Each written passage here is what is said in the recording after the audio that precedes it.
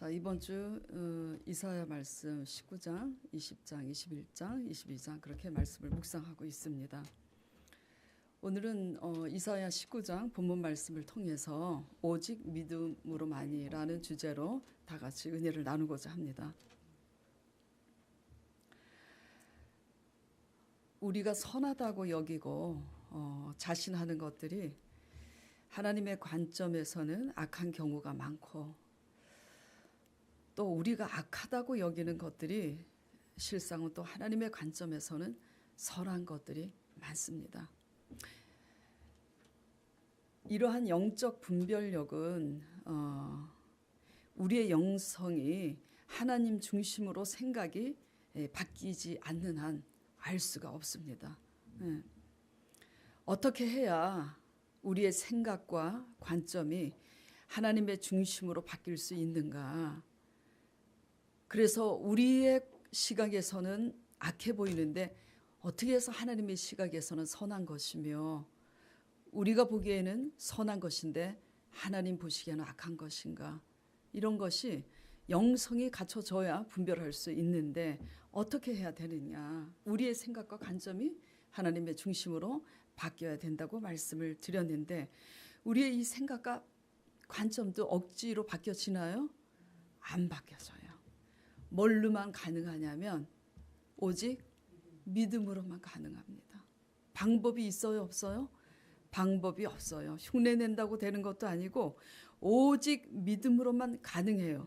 그렇기 때문에 말씀을 믿음으로 받느냐, 아니면 인간적인 생각으로 지식으로만 받느냐에 따라서 성령의 인도함을 받기도 하고, 또한 오히려 성령의 소욕을 거스리는 자가 되기도 합니다.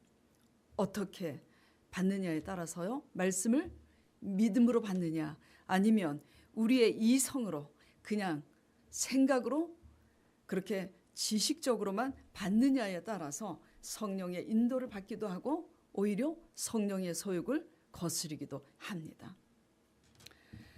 마태복음 1장에 이렇게 보면은 예수님 안 믿는 사람들도 알아요. 처녀 마리아가 성령으로 잉태한 사건이 나옵니다. 전부 다 아시죠? 그 마리아와 정혼한 요셉이 계시를 받아요, 안 받아요? 그가 임신한 것은 정혼을 약속하고 동거도 하지 않았는데 임신했잖아요. 그래서 요셉은 의로운 자라 가만히 소리 없이 조용히 끝내려고 하는데, 현몽하여 꿈속에서 아주 선명히 주의 사자가 계시를 합니다. 그가 임신한 것은 기록된 바 이사야 선지자로 말씀하신 바 처녀가 성령으로 잉태하리니 그 말씀대로 성령으로 잉태한 거라고. 자, 이 계시를 받았을 때 우리가 성경을 읽을 때는 요셉이 이 계시를 받고 마리아 데려오기를 두려워하지 않고 다시 데려왔구나, 이렇게 남의 사건으로 볼 때는 쉽지만, 과연 여기 우리 재영이도 있고 우리 준기도 있고 건호도 있는데, 자, 총각들이 아름다운 아가씨하고 결혼을 약속했는데 그 아가씨가 임신을 했는데 꿈에 현몽하여 주의 사자가 성령으로 잉태하였다라는 이 현실이 일어날 때, 과연 그 계시를, 그 묵시를 믿음으로 받을 수 있는 자가 현실적으로 몇 명이나 되겠느냐라는 그런 얘기입니다. 방법이 있어요, 없어요? 없어요. 개꿈이라고 생각할 수도 있습니다. 그 꿈이 하나님의 사자가 진짜 주신 꿈인지 개꿈인지 방법이 없어요. 오직 믿음으로만이. 그래서 믿음으로 받을 수 있는 그 요셉을 통해서, 그렇죠? 마리아를 다시 데려오고, 그렇게 해서 피신하게 성령님께서 인도하셔서 애굽의 그 왕이 죽기까지 애굽을 피해서 아버지께서 지시한 땅에 베들레헴에 가죠. 불신앙은 아무리 계시를 하고 아무리 역사를 보고 아무리 같은 설명을 수없이 해도 어떻게 생각하냐면 눈에 보이는 대로, 내가 느껴지는 대로 말합니다. 이게 불신앙이에요. 그렇다면 믿음은 뭐냐? 믿음은 보이지 않는 것을 볼 수 있는 것이 믿음이고, 이 믿음만이 성령의 인도를 받습니다. 한 끗 차이예요. 한 끗 차이예요. 천재와 바보가 백지창 한 장 차이라고 그랬는데 딱 생각을 바꾸면 되는데 말씀을 하나님을 믿으면 하나님의 말씀을 믿음으로 받아야 되는데 이 우리의 똑똑한 생각이 우리가 너무 똑똑해서 문제예요. 그래서 아무리 계시를 하고 설명을 해도 내 똑똑한 생각 때문에 어떻게 한다고요? 보이는 대로 생각하고 말합니다. 이게 불신앙이에요. 그러나 믿음은 보이지 않는 것을 봅니다. 그러므로 하나님의 말씀을 여러분 우리 소망교회 성도들은 모두 믿음으로 받으시길 간절히 축원드립니다. 자, 그러면 오늘 우리 자신이 과연 하나님의 말씀을 또한 계시를 과연 믿음으로 받고 있는지 오늘 말씀을 통해서 우리 자신을 잘 살펴보도록 하겠습니다. 하나님의 임재와 묵시와 말씀을 믿음으로 받는 자들은 첫째, 때를 따라 주관하시는 하나님의 손길을 압니다. 무엇을 안다고요? 때를 따라 주관하시는 하나님의 손길을 안다고요. 이게 무슨 얘기냐면 때를 따라 벌어지는 상황들이 있잖아요.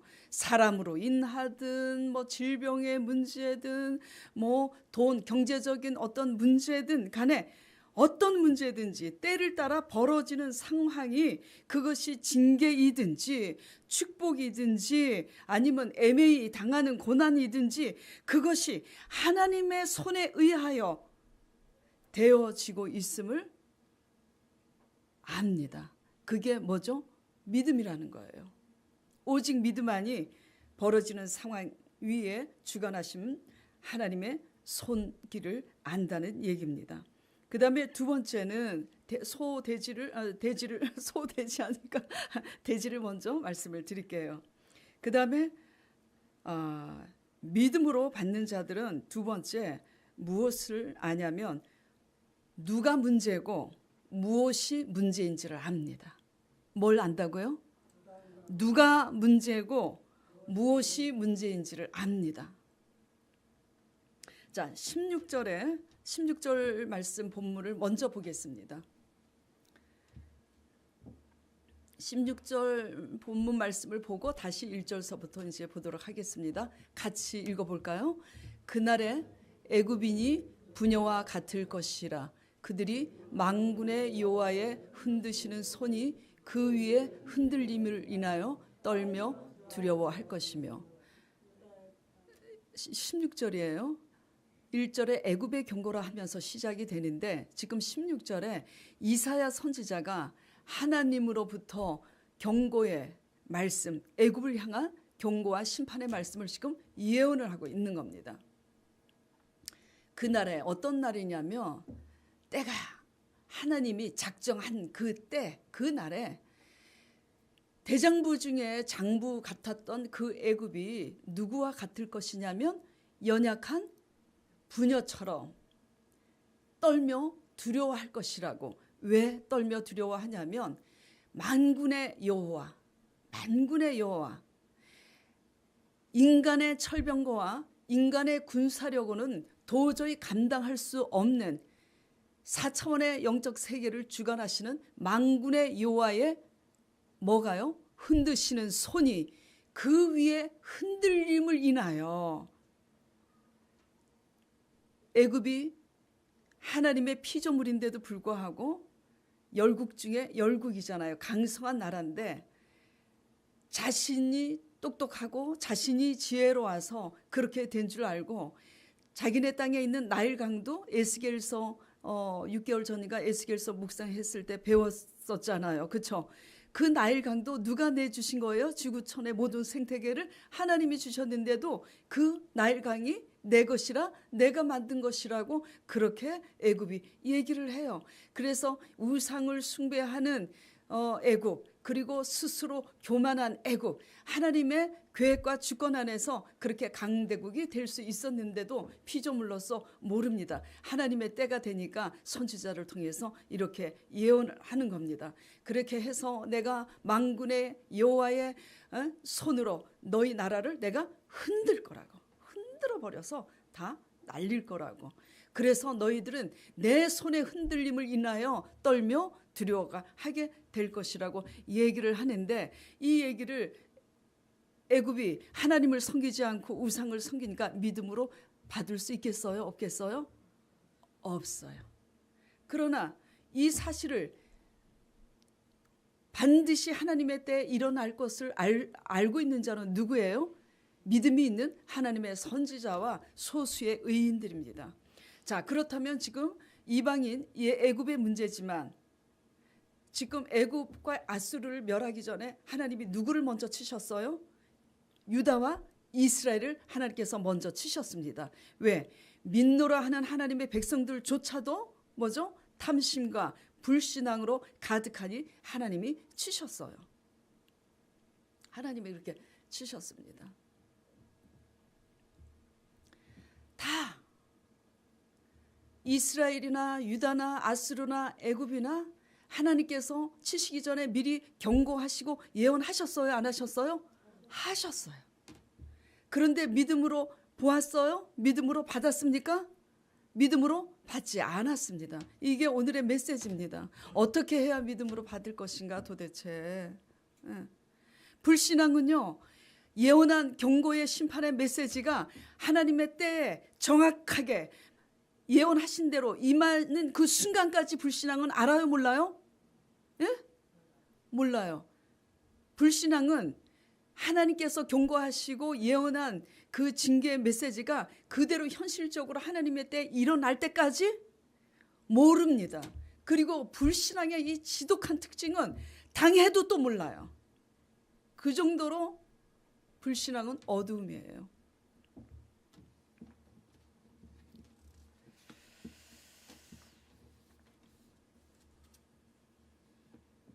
그렇기 때문에 우리가 신앙생활을 할 때 무엇을 지키는 것도 중요합니다. 왜냐하면 지키는 원칙이 있어야 오셔서 말씀을 듣잖아요.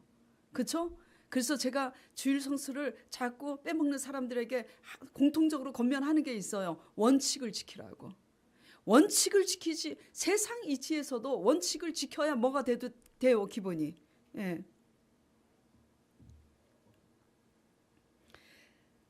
그래서 원칙을 지키는 것도 중요하지만 더 중요한 것은 뭐냐면, 원칙을 지키는 속에서 하나님의 메시지를 들으면서 우리는 무엇에 대해서 민감해져야 되냐면, 어떤 열심보다도, 내가 하나님을 위해서 무엇을 하는 그 어떤 열심보다도 뭐가 중요하냐면, 하나님 말씀에 의해서 늘 보이지 않는 하나님의 손이, 하나님께서 우리에게 메시지를 주신 대로 하나님에 대해 반드시 하신다는 이 하나님의 손길에 우리는 민감해야 합니다.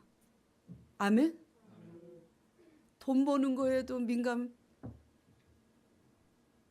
되겠지만, 돈도 잘 벌어야지, 세상 사람보다 돈도 잘 벌어야지, 세상 사람보다 지지궁상으로 못했는데 예수님 믿으라 그랬어요. 너나 잘 믿으라 그러지. 그러니까 복도 받아야 됩니다. 하나님은 복의 근원이 되세요.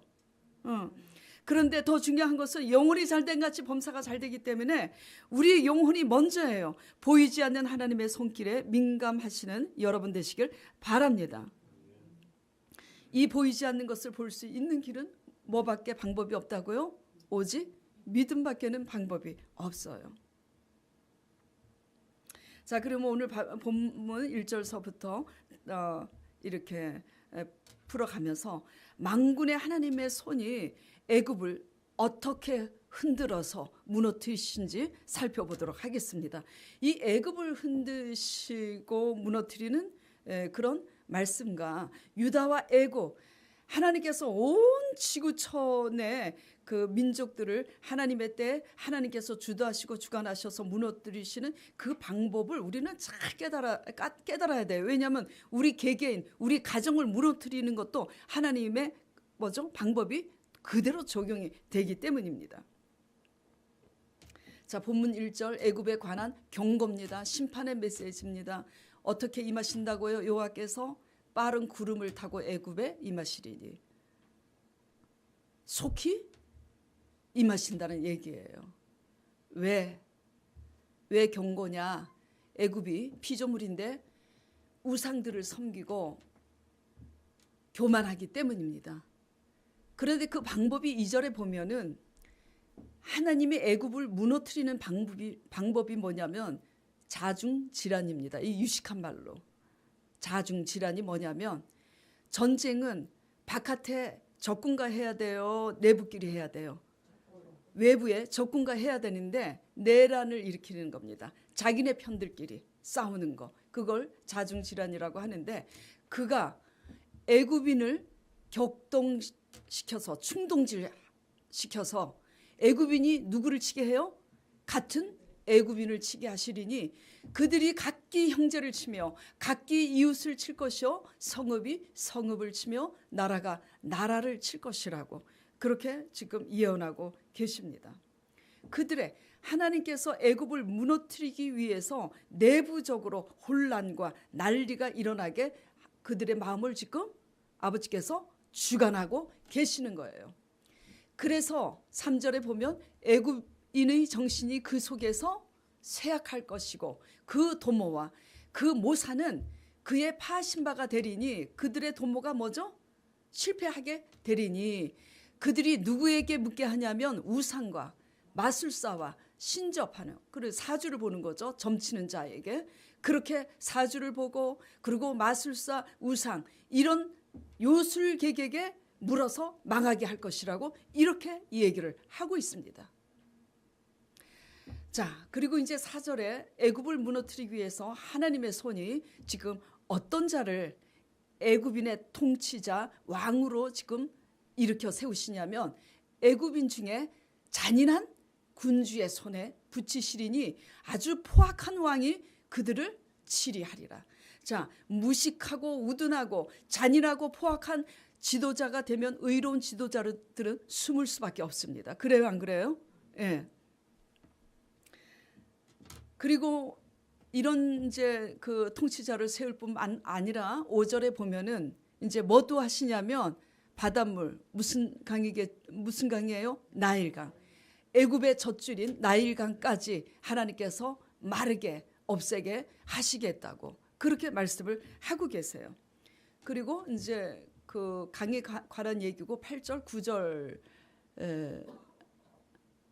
10절서부터 보겠습니다. 애굽의 그래서 기둥이 부서지고 품꾼들이 다 마음에 근심하는데 11절에 소안의 방백 지도자들이에요. 왕 애굽의 왕을 도와야 되는 오른손이 되고 왼손이 되어야 될 그 방백들은 어떤 자들을 또 방백들로 하나님께서 세우시냐면 지극히 어리석고 바로의 가장 지혜로운 모사의 모력은 우둔하여 졌으니 그러니까 어리석고 아주 우둔한 자들 그런 자들을 뭐죠? 지도자로 소환의 지도자로 세우십니다. 그렇게 세우신 이유는 그렇게 하셔서 13절에 보겠습니다. 그렇게 하셔서 13절에 애굽 지파의 모퉁이 돌이 오늘 그 지도자들이거늘 이 미련한 지도자들이 세워졌으니 애굽으로 어떻게 가게 합니까? 그릇 가게 하는 거예요. 망하게 하는 거예요. 자, 14절 보겠습니다. 그래서 여호와께서 사특한 마음을 그들 가운데 섞으셨으므로 그들이 애굽으로 어떻게 해요? 매사에 잘못 가게 함이 술 취해서 비틀거리면서 토하는 자 같게 하리니. 자, 이렇게 예언을 하고 계시는데 실제로 이렇게 됩니다. 나중에 하나님의 때가 되면 뭐 몇 년 BC 뭐 이런 거 설명을 하지 않고 간단하게 얘기하면은 자중질환이 일어나서 애굽이 두 왕으로 갈라져요. 그렇게 해서 나라가 쇠약해지는 그 틈을 타서 아수르의 침략도 받고 바벨론의 침략을 받아서 애굽은 무너집니다. 하나님의 예언이 성취가 됐어요? 안 됐어요? 됐습니다. 자, 그런데 이제 오늘 본문 말씀을 이렇게 순서대로 말씀을 했어요. 자, 이 애굽은 한때 굉장히 지혜와 모략과 모사가 아주 학식이 뛰어난 지도자들이 많기로 유명했다고 합니다.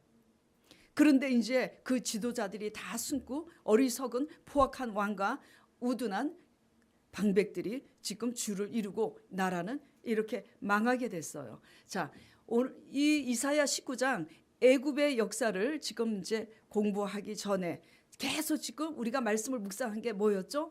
유다를 하나님께서 징벌하시고 이스라엘 징벌하시고 아수르 징벌하시고 지금 뭐죠? 애굽의 무너짐을 지금 하나님께서 예언하시는데 질문을 해보겠습니다. 이 공통적인 지금 다 무너지는 이 공통적인 문제가 누구와 누구와의 관계예요? 실제로? 그겁니다. 그거예요. 다 조물주, 절대 주권자, 하나님과 이스라엘의 관계고 하나님과 유다의 관계고 하나님과 아수르, 애굽의 1대1의 관계입니다. 그 피조물로서 하나님과 잘못된 나라와 1대1의 그 잘못된 그 민족의 관계를 따라서 지금 하나님께서 이렇게 주도하시고 주관하시고 계시는 겁니다.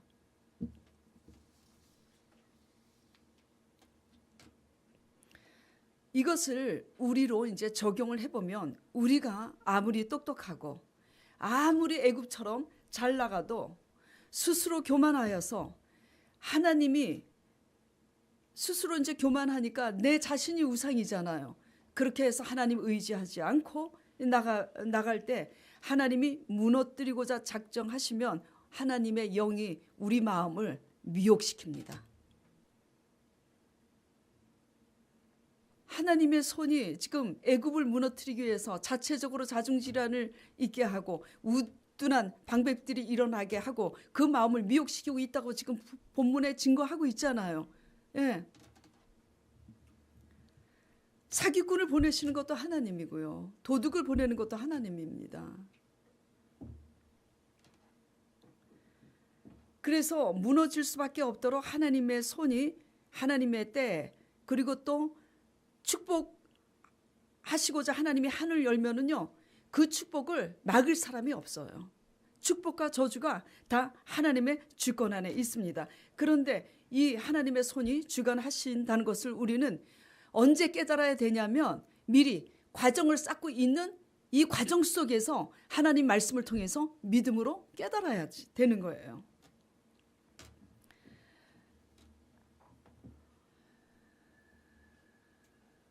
자, 에스겔서 29장 2절, 3절, 5절 보겠습니다. 자, 저번 주 교만의 기준에 대해서 배웠고 또 저번 주 교만의 기준에 대해서 말씀을 드렸죠. 예. 인자야 너는 에스겔 선지자에게 하나님께서 또 이렇게 대언하라고 말씀을 주신 겁니다. 인자야 너는 애굽 왕 바로와 온 애굽으로 낯을 향하여 쳐서 예언하게 하십니다. 너가 누구죠? 애굽입니다. 너가 말하여 이르기를 주 여호와의 말씀에 애굽 왕 바로야. 너는 에스겔에게 너는 말하여 애굽 왕 바로에게 너는 이렇게 말하라. 내가 너를 대적하노라. 너는 자기의 강들 중에 누운 큰 악어라. 스스로 이르기를 이 내 강은 누구 거라고요? 내 것이라고. 누구 거예요? 하나님 거잖아요. 근데 내 것이라고 그러면서 내가 누구를 위하여 만들었다고? 나를 위하여. 애굽이라는 나라가 조성이 되기도 전에 태초에 누가 만든 겁니까? 하나님이 만든 건데 지금 애굽이 이렇게 하고 있어요. 그래서 교만의 기준에 대해서 제가 말씀을 드렸던 겁니다. 일반적으로 세상적으로 교만의 기준은 나를 나보다 더 그 이상으로 높이는 게 교만이지만 교만의 기준은 내가 그것을 다른 사람보다 더 똑똑해서 내가 할 수 있다고 내 것이라고 생각하는 게 교만의 기준이라고 말씀을 드렸어요. 그렇게 똑똑도 누가 주신 거예요? 하나님이 주신 겁니다. 자, 그래서 애굽의 우상과 교만을 하나님의 때 하나님이 치시고자 지금 이렇게 말씀을 하시고 이사야 선지자를 통해서도 대언케 하시고 에스겔 선지자를 통해서 대언케 하시고 이 이방 열국을 향해서 여러 선지자를 통해서 말씀으로 하나님의 경고의 메시지를 대언하시는데 믿음으로 받습니까? 안 받습니까? 안 받아요. 그러니까 망했죠. 믿음으로 받고 하나님이 주시는 기회가 있을 때 과정을 쌓고 있는 그 마지막 카드에서 옐로우 카드, 레드 카드, 경고의 메시지를 주셨을 때 믿음으로 받고 회개했으면 살 수 있었을 텐데 믿음으로 받지 못하니까. 그러나 이스라엘은 더 나았어요? 이스라엘은 애굽보다 더 나았습니까? 아니에요. 유다도 더 나았습니까? 아닙니다. 모두 다 하나님 앞에 뭐죠? 다 죄인인 거예요.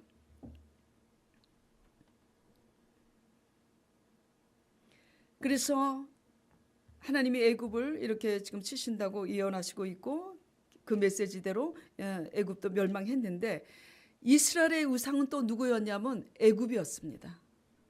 유다는 친아수르 정책을 썼지만 이스라엘은 아수르를 견제하기 위해서 누구를 의지했냐면 애굽을 의지했어요. 그래서 하나님께서는 주권자 하나님의 관계에서 교만한 애굽이든지 불신앙의 이스라엘이든지 그 들포도 열매를 맺을 만큼 맺었을 때 하나님께서는 경고하시고 치십니다. 치실 때는 반드시 경고를 하셔요. 그걸 아셔야지 돼요. 경고를 그냥 허투루 듣지 마시기 바랍니다. 제가 성도들에게 이렇게 권면을 해요. 권면을 하는데 안 들립니다. 이해가 가요. 왜 안 들리냐면 내 생각이 옳다고 생각하기 때문에 안 들려요. 근데 오늘 메시지를 통해서 유념하시기 바랍니다. 기회가 있을 때 믿음이 있는 주의 종들이 권면하는 게 하나님의 말씀이에요. 음성으로만 하나님의 말씀을 들으려고 생각하지 마세요. 이거. 자, 그리고 또 믿음과 순종의 사람이 믿음과 순종으로 가지만 하나님은 믿음과 순종으로 간다고 금방 축복하시지 않고 그 의로움의 양, 선한 참포도 열매가 무르익을 때까지 양이 찰 만큼 찬 다음에 하나님께서 축복을 해주시고 심판도 저 악한 사람을 하루아침에 하나님이 치시면 좋은데 하나님이 하루아침에 치시지 않아요. 악인의 형통을 부러워하지 말라고 묵시로 정한 때가 있다고 그럽니다.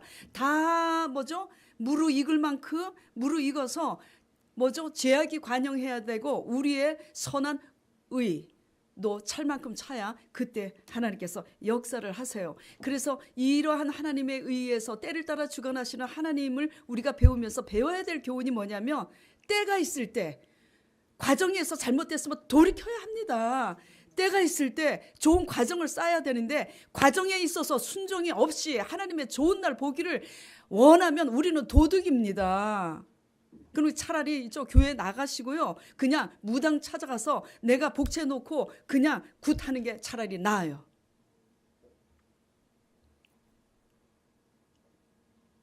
자, 그래서 공통적으로 이 멸망의 요인은 하나님과 1대1의 관계인 것을 우리 삶 속에 이제 적용을 해보도록 하겠습니다. 우리가 열심히 교회를 다니는데 하나님을 믿노라 하면서도 다니는데 하나님 앞에 믿음과 순종으로 가려니까 저 큰 아말렉 족속들이 있는 저 가나안 땅, 저 젖과 꿀이 흐르는 가나안 그 땅을 내가 주겠다고 약속했는데 약속을 받았을 때는 아멘 복이 왔구나 하고 아멘 하는데 실제로 가나안과 싸우라고 하니까 우리보다 숫자도 많고 기골이 장대하니까 싸우기가 싫어.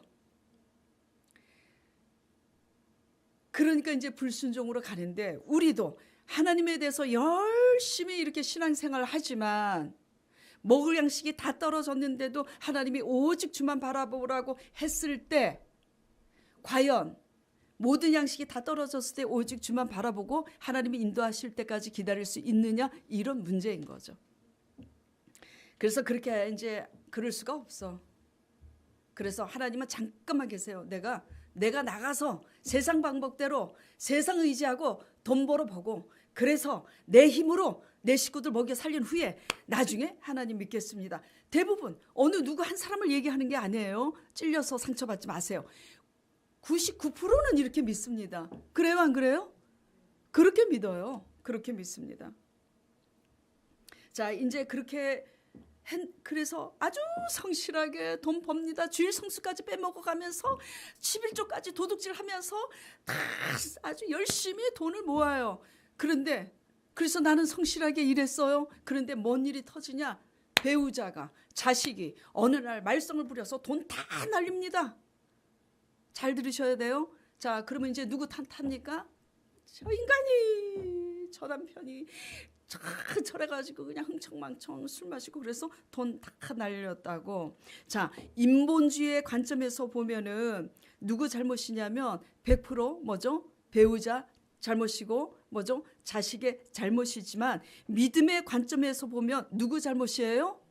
내 잘못입니다. 내 잘못이에요. 하나님과의 일대일의 관계, 누가 먼저 믿었고 누가 먼저 열심히 믿었느냐, 하나님의 관심은 거기에 있어요. 자, 묻겠습니다. 여러분이 잘 아시는 요나 아시죠? 요나가 니느웨에 가서 회개를 선포하니까 회개하면 복 받잖아. 너무나 잘 알아. 그러니까 저것들이 회개해서 복 받는 거 싫으니까 어떻게 해? 다시스로 도망가는데, 마침 도망가려고 그러는데 다시스로 가는 배가 있으니까 탔잖아요. 자, 하나님이 배후에 하나님의 손이 함께 하셔서 풍랑이 일어나요. 그렇죠? 미신을 믿는 그 선장들이 풍랑이 일어나니까 이 풍랑이 누구 때문인지 제비뽑기를 하는데 누가 뽑혔습니까? 아유 참, 그 배 안에 유다하고 요나하고 선장 한 사람하고 두 사람만 있었겠습니까? 그런데 이제 요나가 뭐라 그래요? 나 때문에 풍랑인 거니까 나를 던져라. 그래도 또 대단해 요나가, 그쵸? 던지라고. 대단해. 죽을 각오 한 것도 대단하지만 곧 죽어도 니느웨로 안 가고 바다에서 죽겠다고 하니 그 곤조가 대단해요. 어쨌든 그래서 던져지는데, 자, 하나님의 1대1의 요나와 하나님의 1대1의 관계 때문에 지금 애꿎은 뭐죠? 풍랑이 이방인에게도 임합니다. 먼저 믿은 우리가, 엄마로서 먼저 믿은 우리 때문에 뭐죠? 가정에 풍랑이 일어나서 자식이 뒤집어지고 뭐죠? 남편이 뒤집어진다는 거 여러분 깨달아야 됩니다. 아시겠어요? 누구 탓입니까? 다른 사람 탓하지 마세요. 때로는 악인들이 형통한 경우도 있지만 묵시로 정한 때가 있고, 또 때로는 하나님의 1대1의 관계에서 잘 믿고 순종하는데도 망하는 수도 있어요. 꼭 그렇지만 않아요. 그러나 믿음의 사람은 오히려 그 위기가 뭐가 돼요? 기회가 돼요. 그게 다릅니다. 그게 달라요. 그리고 그 위기가 흥하는 기회가 되지 않는다 할지라도 믿음의 사람은 그러하지 아니할지라도 하나님의 의도와 섭리 안에서 수용합니다. 그게 달라요. 불신앙의 사람들은 수용하지 않습니다. 못하는 거예요. 안 하려고 하는 게 아니라 못합니다.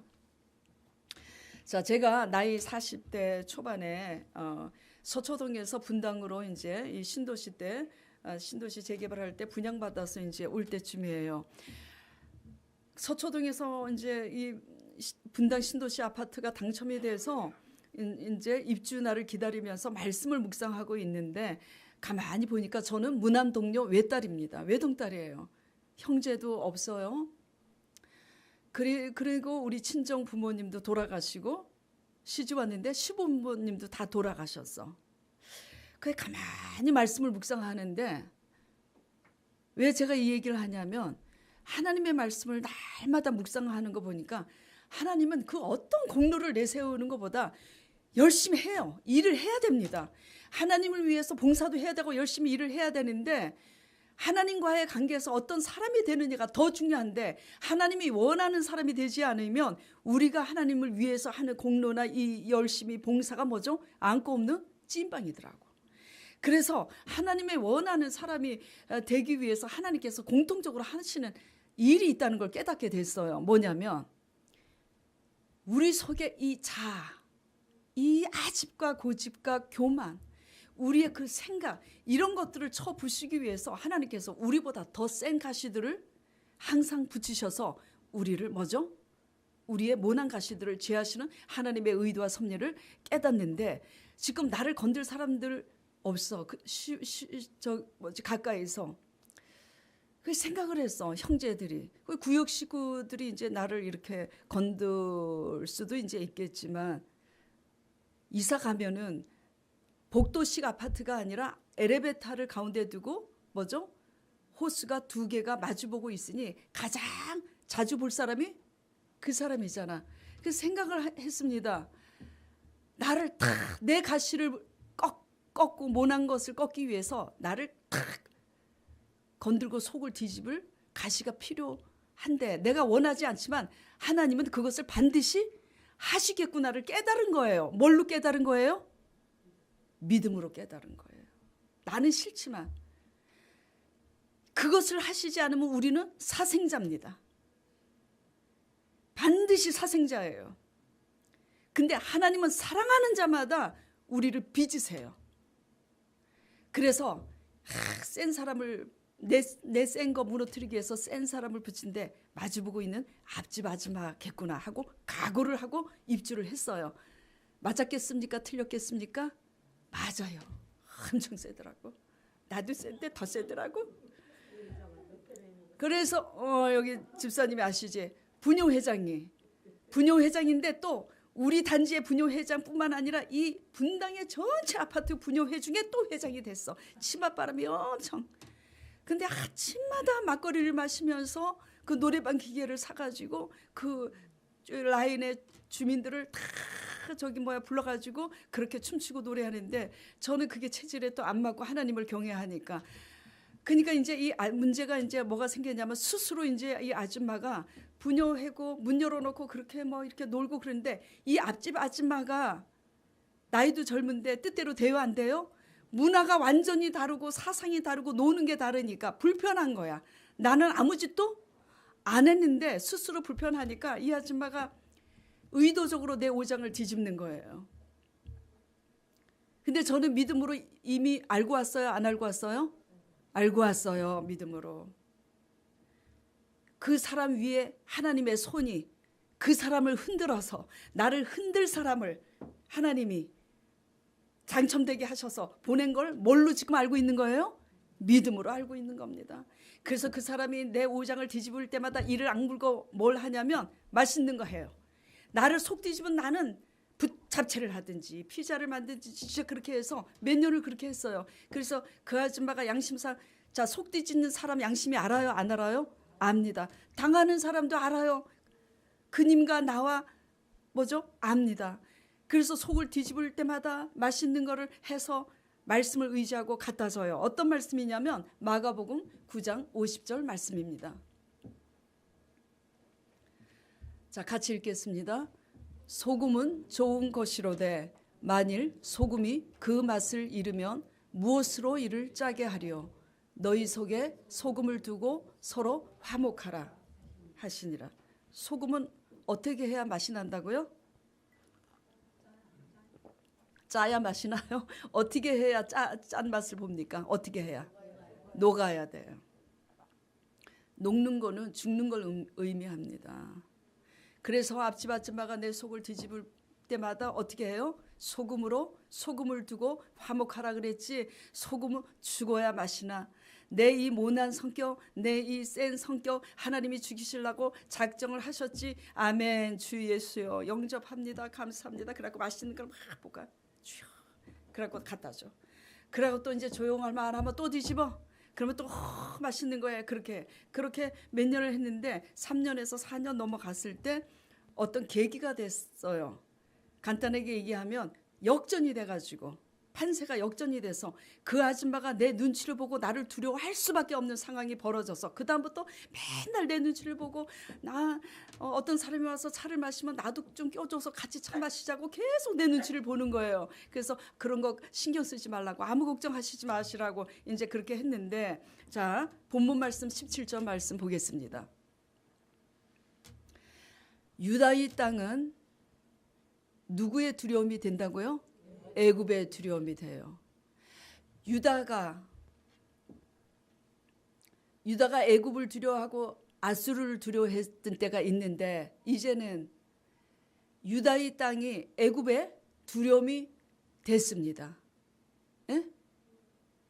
이게 무슨 얘기냐면 하나님과 1대1의 관계에서 우리가, 유다가, 이스라엘이 어떤 사람이 되느냐에 따라서 우리가 애굽의 두려움이 될 수도 있고, 하나님의 관계에서 우리가 어떤 사람이 되느냐에 따라서 저쪽이 우리의 두려움이 될 수도 있다라는 얘기입니다. 근데 하나님의 보이지 않는 손의 섭리 속에서 우리가 하나님 앞에 순복하는 법을 배우면서 그냥 끽소리 말고 나 죽으라고 이 사람 보낸 거구나 해갖고 죽기를 작정하고 성령님을 의지하고 그렇게 할 때 또 아무 짓도 안 했는데 판세가 뒤집어져서 그 사람이 나를 두려워해요. 누가 한 겁니까? 하나님이. 진짜 아무 짓도 안 했어요. 강전도사 같이 힘센 사람 보내서 뭐 내가 이렇게 뒤에서 골목에서 어떻게 손보지도 않았습니다. 근데 그렇게 됐어요. 그리고 그 다음에 그 사람이 고백한 게 있는데 너무 내 자랑 같으니까 고백을 생략할게요. 어쨌든 그래서 관계가 아주 좋아졌어요.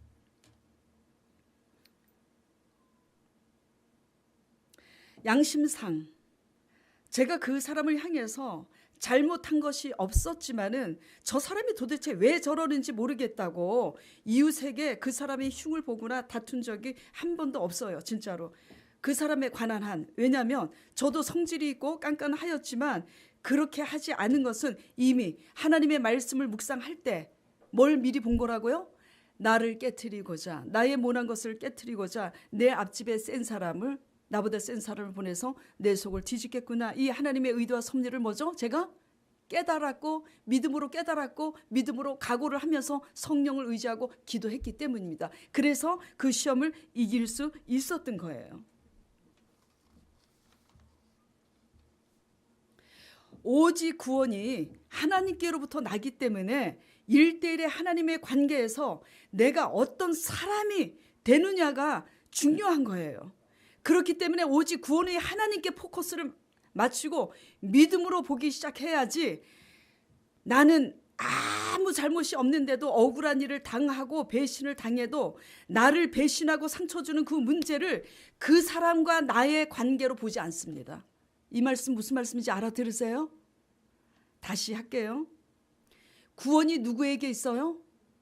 구원이 하나님께 있습니다. 그렇기 때문에 우리는 포커스를 자꾸 어디에다 맞추려고 훈련을 해야 하냐면 하나님 말씀에 맞춰서 하나님 말씀 앞에 나를 순복시키는 내가 어떤 사람이 되느냐, 여기에 목숨 걸어야지 돼요. 그러면서 오직 하나님의 구원에 포커스에 맞추면서 믿음으로 볼 때에 하나님의 손이 그 위에 자정하신 것을 볼 때 어떻게 되냐면, 나는 아무 잘못이 없는데 내가 그 앞집 아줌마한테 뭔 잘못을 했습니까? 그 아줌마 스스로 불편하니까 오장을 뒤집는 거잖아. 못됐어요? 안 못됐어요? 못된 겁니다. 근데 그러면 나 아무 짓도 안 했는데 저 사람의 일주일에 한 번씩, 열흘에 한 번씩은 나 속을 뒤집는다고 따질 수 있어요? 없어요? 따질 수 있어요. 근데 그것은 인본적인 관점이라고요. 무슨 얘기인지 알겠어요? 더 큰 그림 속에서 하나님의 신본주의의 관점에 볼 때는 그 이전의 문제, 그 사람과 나와의 관계, 원수를 나한테 붙여서 자꾸 그 원수가 나를 괴롭히는 그 원수의 관계 이전에 그 사람과 내 관계에서 나는 옳다 이게 문제가 아니라 그 1대1의 관계, 어떤 상황이 벌어져도 그 상황을 환경 탓으로 나일강을 말리시고 풍랑을 일으키신 분이 환경과 상황을 할 때 환경 탓할 수 있잖아. 또 내 탓이 아니라. 그렇죠? 그 다 근본적으로 누구와 누구와의 관계를 지금 의미하고 있는 거예요? 하나님과 나와 1대1의 관계를 지금 의미하고 있는 겁니다. 꼭 인과응보의 법칙에서, 그러니까 여러분들이 잘못했으니까 하나님이 꼭 그렇게 하신다, 그런 얘기가 아니라 대부분 근데 불신앙을 해요. 10명에 9명은 그렇게 우리가 하나님의 관계에서 불신앙으로 하기 때문에 하나님께서 그렇게 하시는데, 열에 한 명 잘 믿어도 또 하나님이 애매히 고난을 당하게 하셔요. 잘 믿고 있기 때문에 잘 믿지 않은 사람들에게 또 핍박이 됩니다. 그런데 잘 믿고 있는 사람들은 또 핍박을 당해도 이렇게 성령을 의지하고 꼴떡 삼키고 그냥 넘어갑니다. 무슨 얘기인지 지금 아시겠어요? 이러나 저러나 불의하든 의로우든 뭐죠? 다 순복하는 여러분 되시기 바랍니다. 지금 이사야 말씀을 보면서 유다, 이스라엘, 애굽, 아수르, 하나님 앞에 의로운 자가 있어요? 아무도 없어요. 아무도 없습니다. 믿음이 뭐라고 생각하십니까? 그냥 자꾸 관계 속에서 누구의 잘잘못 시시비를 가릴 필요가 그럼 있어요, 없어요? 시시비를 가릴 필요가 없습니다. 이거는 세상 사람들이 하는 거예요. 시시비를 가리기 전에, 옳고 그르기를 가리기 전에, 상황이 벌어지기 전에 그 배우의 누구의 관계라고요? 하나님과 1대1의 관계에서 내가 어떻게 반응하고 있는지 하나님은 보시는 겁니다. 내가 애매히 고난을 당하고 있는데도 내 딸이, 저 아들이 내 관계에서 어떻게 반응하고 있는지, 거룩함으로 반응하고 있는지 하나님은 그걸 보는 거예요. 믿음이 뭐라고 생각하세요? 은사가 믿음입니까? 믿음이에요. 응답이 믿음입니까? 믿음입니다. 그러나 그것은 부분적인 거예요. 온전한 것들이 아닙니다. 믿음은 말씀에 의해서 축복이든 징계든 미리 볼 수 있는 게 가장 온전한 믿음이에요.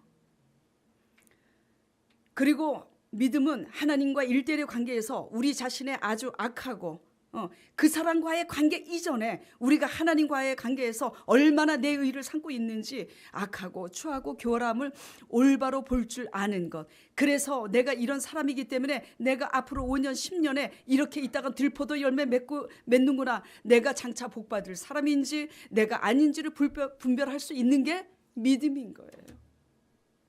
그러므로 온전한 믿음은 자꾸 그 문제를 사람과 나의 관계로 옳고 그른 것으로 뭐죠? 시시비를 가리는 게 믿음이 아닙니다. 유념하시기 바랍니다. 예.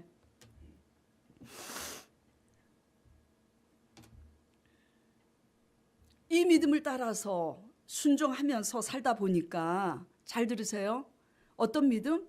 응답 주세요, 응답 주세요, 은사 주세요, 은사 주세요. 그런 믿음 아니고 어떤 믿음?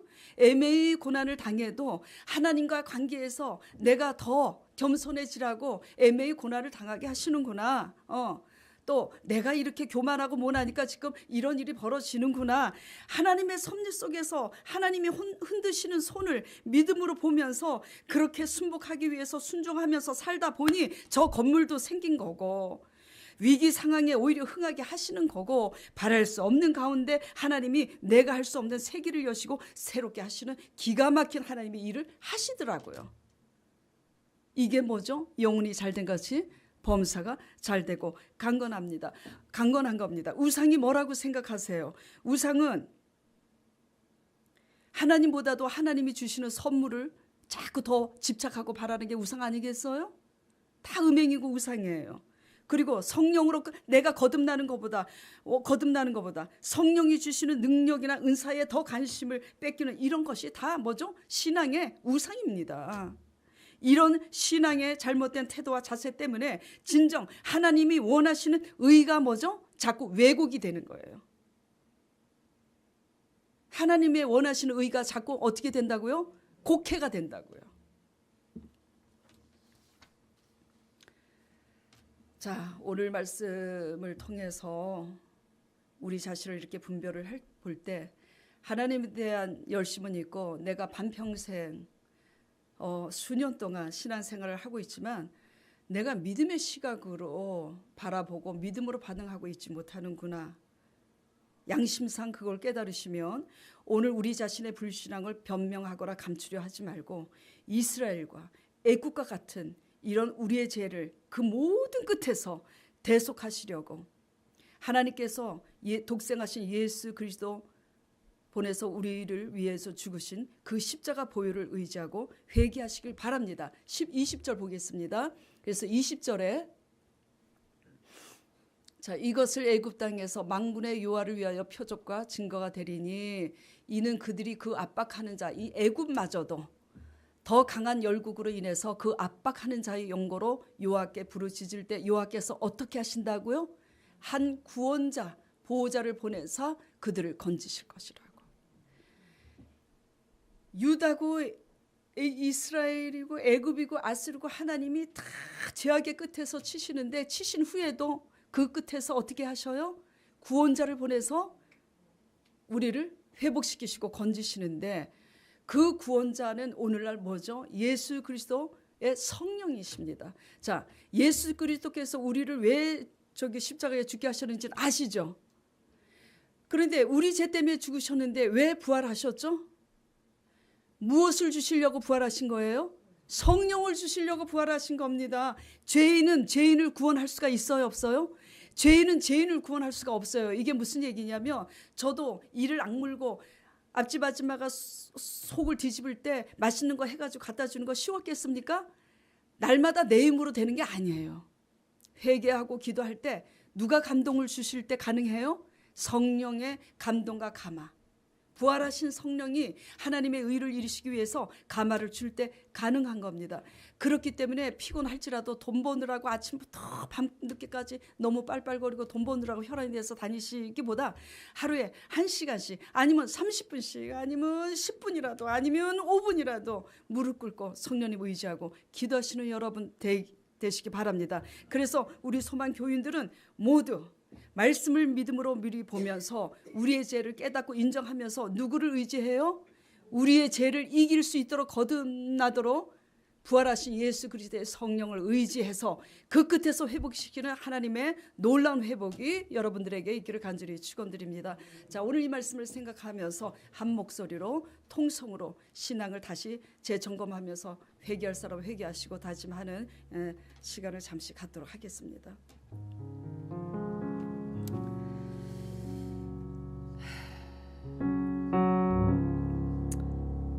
주여 아버지, 의인은 없나니 하나도 아버지 없습니다. 만군의 여호와 전능하신 하나님의 약속의 말씀이 모두를 향하여 열려 있었지만 하나님의 백성 이스라엘조차도 유다조차도 애국과 아수르는 물론이고 오늘날 우리들조차도 하나님의 약속의 말씀을 믿음으로 아버지 받지 못하고 아버지 보지 못하여 여러 가지 아버지 흔드시고 흩으시는 하나님의 손길 아래 아버지 침을 당하고 있사옵나이다. 우리의 불신앙들과 교만들을 주님이 용서하여 주시옵소서. 그러나 그럼에도 불구하고 이 애국과 같고 이스라엘 같은 우리의 죄악의 그 모든 끝에서 그럼에도 불구하고 우리의 죄를 담당하시고자 우리를 죽기까지 사랑하사 독생하신 예수 그리스도를 내어주사 십자가의 보혈로서 우리 죄를 사하심을 감사드리고 하나님의 의에 대하여 살 수 있도록 부활하신 성령을 우리에게 아버지 주셨사오니 감사드리고 감사드리옵나이다. 우리가 회개할 때 주님 용서하여 주시옵시고 불쌍히 여겨주셔서 성령의 감동과 감화로 우리의 생각과 우리의 관점이 믿음으로 새로워질 수 있도록 주님 축복하여 주시옵소서. 그리하여 우리의 영육 간에 새로운 시작이 될 수 있도록 주님 축복하여 주시옵시고 회복의 역사가 일어날 수 있도록 축복하여 주시옵소서. 예수 그리스도 이름으로 간절히 기도드리옵나이다.